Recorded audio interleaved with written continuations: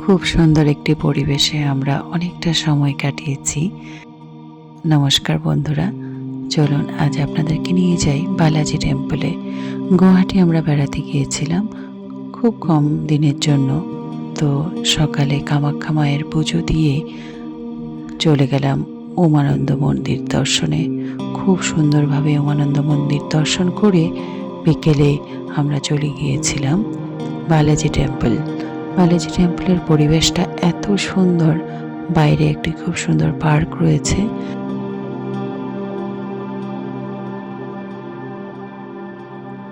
গাড়ি পার্কিংয়ের অনেক বড় জায়গা রয়েছে এখানে।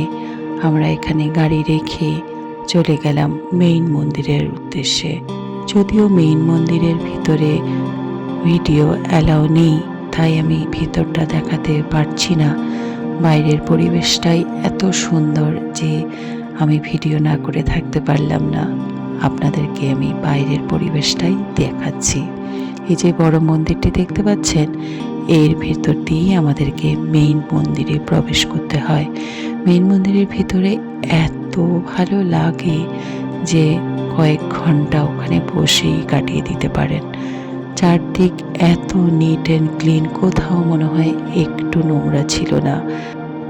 আমরা রাত পর্যন্ত ওখানে ছিলাম, যতটা পেরেছি রেকর্ডিং করেছি। এই যে বাচ্চারা দেখুন অনেক আনন্দ করেছে।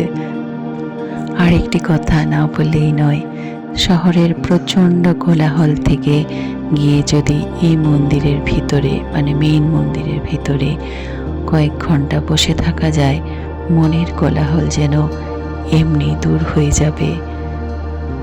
আমার যেটা মনে হয় আমি সেটাই সকলের সাথে শেয়ার করে থাকি।